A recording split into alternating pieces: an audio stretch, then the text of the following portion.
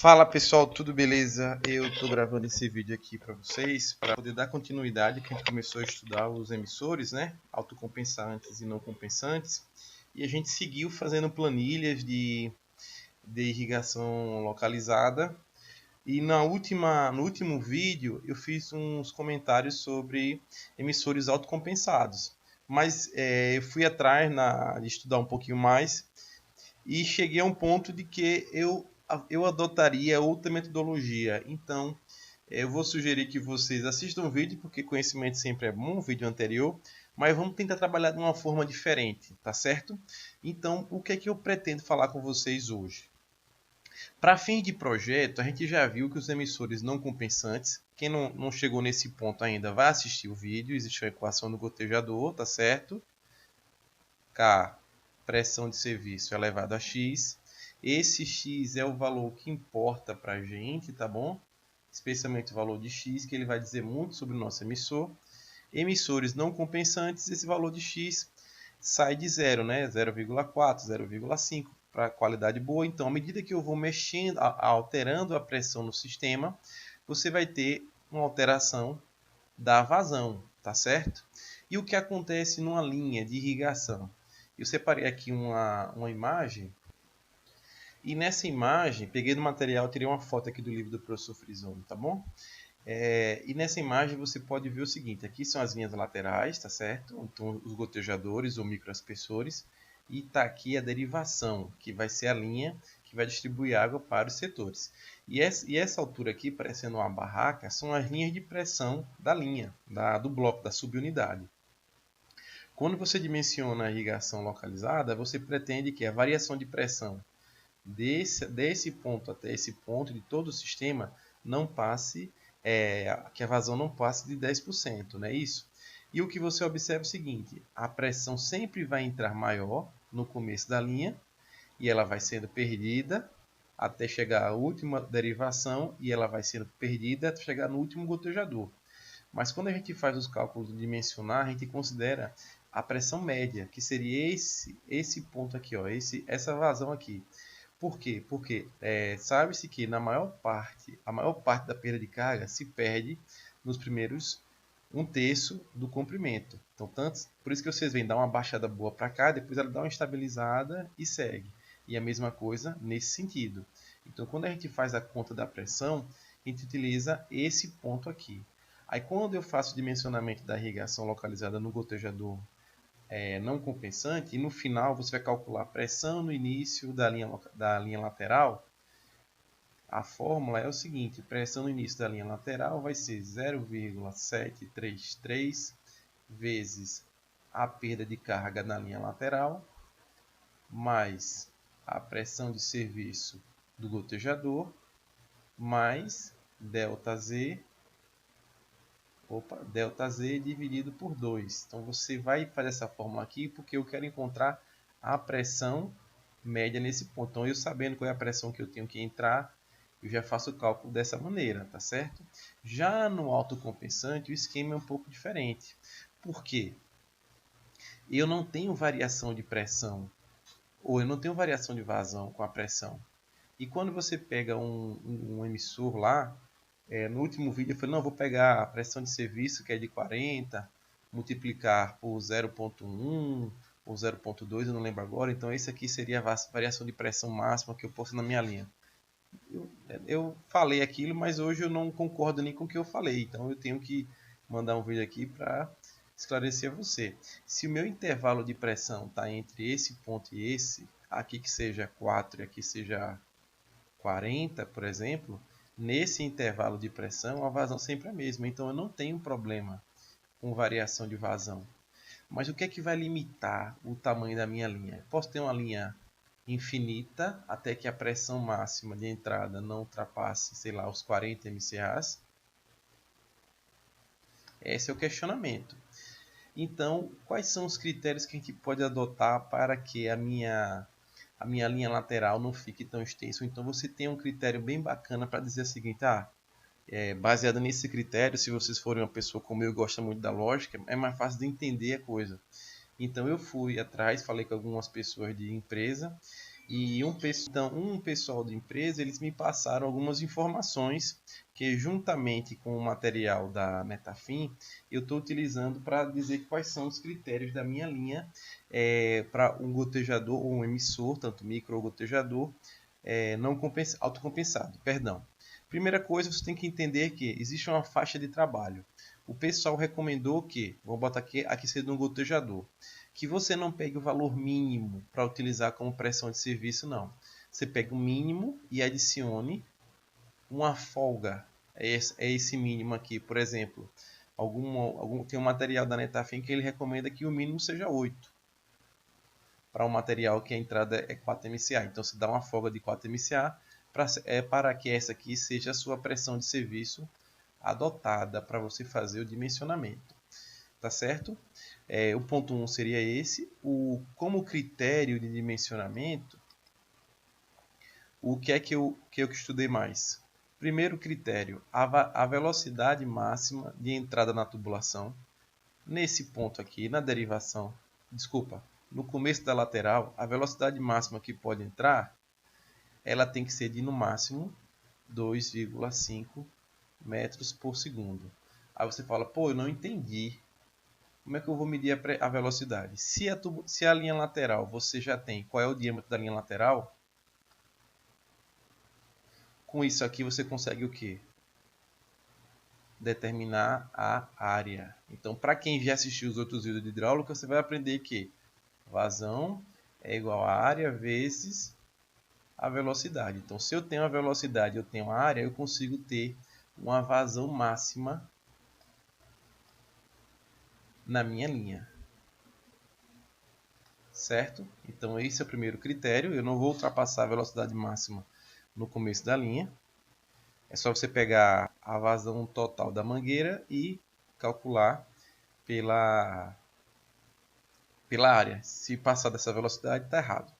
Critério número 2. Toda tubulação de linha lateral, ela possui um PN, assim como a gente já viu em aspersão, uma pressão máxima, uma pressão de trabalho, que também alguns veem como micragem. Eles veem essa informação dada como micragem, que tem lá 13.000 micras, 15.000 micras, tá certo? 13.000 micras, dependendo do fabricante, né? Mas geralmente é para 14 MCA, é o máximo que ela suporta. Então, por mais que eu tenha esse intervalo aqui de 4 a 35, se eu trabalho com a mangueira de 13.000 micras, eu não posso ter uma pressão máxima na minha linha, máxima ou independente do trecho, não pode ser maior do que o PN. Então, a pressão nominal do tubo tem que ser maior do que a pressão máxima na linha. Vou colocar até o igual aqui. Não vou colocar igual não, porque a gente tem que dar uma folguinha. Nunca trabalhar com o 14 MCA certinho, tá certo? Então, dá uma folga aí de uns 10%. Então, para o segundo critério, o que? Estou dimensionando a linha lateral, estou esticando. Quanto mais ela vai aumentando, mais vai aumentando a perda de carga. Chega um ponto que no início da linha a pressão bateu 15 MCA. Por esse critério ele estaria errado. Terceiro e último critério que a gente pode adotar é que já é o oposto. A pressão no trecho que eu chamo é tipo assim, você tem a linha lateral e vários emissores, né? Aí se ele está subindo, se ele está descendo, isso vai variar com a pressão. Vou botar aqui um ponto qualquer, vai variar com a pressão nesse ponto aqui. Então a pressão mínima nesse trecho, isso também é muito comum de acontecer quando você tem uma linha em declive. Pode acontecer uma derivação, por exemplo, que acontece. Você vai calcular a pressão no início da linha, aí você desconta esse declive. Aí quando você desconta, vai chegar um ponto aqui, por exemplo, que se fosse ela nesse sentido, ela seria 10 MCA, por exemplo. Aí o declive está dando aqui 7. Mas eu não disse que eu ia adotar 8, então estaria errado, né? Então seria que a pressão do trecho tem que ser maior ou igual à pressão de serviço. Logicamente que se eu sei que aqui é 4, aqui é 8, e eu estou entrando aqui com 7, quando você faz o projeto na mão, não tem problema não, né? Essa linha daqui não vai atrapalhar meus cálculos não, tá bom? Certo, pessoal? Então, isso aqui é o que eu queria mostrar para vocês, corrigindo o vídeo anterior. E eu vou abrir aqui uma planilha aqui para vocês agora, para a gente entender essas curvas de pressão numa linha lateral. Esse aqui é a primeira planilha que eu fiz aqui, e eu quero que vocês foquem nesse gráfico aqui. Eu coloquei aqui alguns dados de gotejador, que não importam agora nesse momento. Eu vou ampliar aqui essa imagem para poder facilitar para a gente. E eu vou alterar só o comprimento, tá certo? Então vamos supor o seguinte, que no meu sistema aqui, eu quero que a pressão de trabalho seja de 10 MCA. Esse aqui é não compensante, tá bom, pessoal? Aqui é a equação do gotejador. Então, eu quero que a pressão de trabalho seja 10 MCA e a pressão máxima da mangueira seja 15 MCA. Pelos cálculos aqui, eu tenho uma variação de pressão de 4.4. A vazão é bem baixinha, tá bom? 4.4. Então, ele vai distribuir uma parte para a lateral, outra parte vai para a derivação. Certo. Então, eu tenho que a pressão mínima da minha tubulação, a pressão média seria 10 e eu não posso passar de 15 também, tá certo, pessoal? Isso aqui também é bom observar. Então, se a mangueira aguenta no máximo 15 MCA, ele não vai passar. Feito os cálculos, a gente vem para esse gráfico aqui. Esse gráfico ele está pegando a lateral emissor por emissor, o trecho por trecho a gente chama. Então, o que acontece? Pelos cálculos, eu vou entrar com a pressão de 10.19, tá certo? E ele vai descendo, a perda de carga vai sendo influenciada, a linha está em nível, até que chega a uma pressão mínima de 9.93. Se chegou nessa pressão mínima de 9.93, está errado, professor? Não, porque pela conta, essa aqui é a pressão média, que vai estar mais ou menos aqui no meio do trecho, ó. 2/3 do comprimento da lateral, mais ou menos. Ó. Tá vendo que lá a perda de carga foi maior nesse sentido? Então, tá certinho aqui.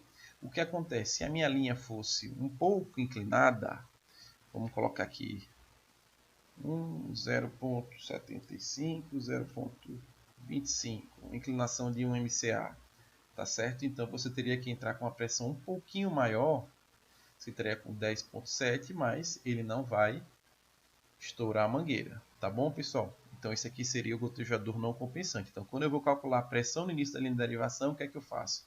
Eu vou pegar a perda de carga, multiplicar por 0,73, somar a pressão de serviço, mas vou pegar o desnível, que nesse caso foi de 1 MCA, e dividir por 2, resultando em 10.69. A menor pressão foi 9.49 e a maior pressão foi a pressão de entrada, tá certo?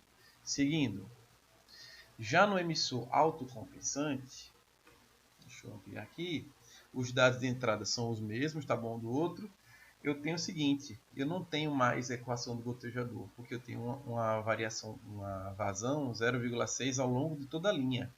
Mas o que? Eu quero que a pressão de serviço mínima seja de 10. Para igualar o outro, eu podia diminuir aqui para 8, por exemplo, se ele fosse de 4 para começar. Eu pegaria 4, somaria mais 4, daria uma folga de 8. Mas para ficar igual ao outro exemplo, deixei aqui o 10. Onde é que está a diferença desse sistema para esse sistema?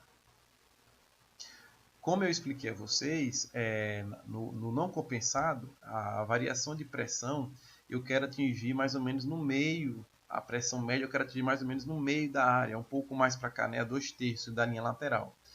No não compensante é diferente. O que acontece? Eu quero que o meu último gotejador, o gráfico aqui está invertido, tá bom? Por isso que eu coloquei aqui, pressão inicial linha lateral nesse canto. Eu quero que o meu último gotejador tenha 10 MCA.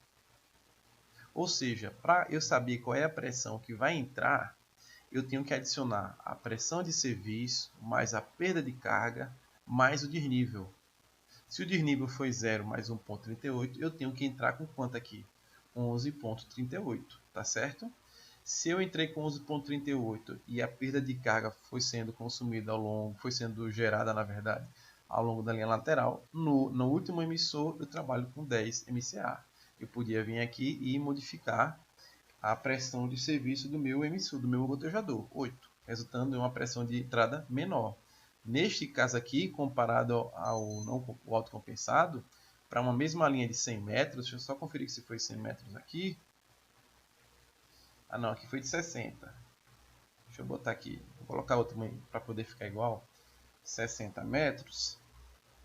O que acontece? Eu estaria entrando com 8.34. Se eu entrasse com 10 MCA, eu estaria entrando com 10,34, que foi o valor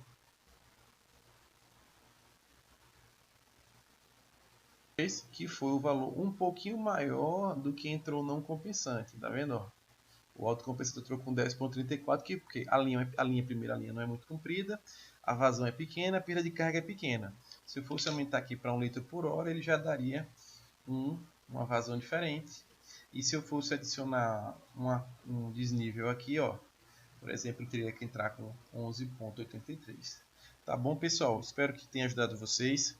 Estou comunicando a vocês também que eu estou com um ambiente novo para divulgar conhecimento no Instagram, que às vezes fica mais fácil para poder passar informações para vocês. E eu estou organizando com um amigo meu um curso de irrigação por aspersão. Então vocês sigam lá o Instagram, que em breve vocês vão ter mais novidades para saber, tá bom?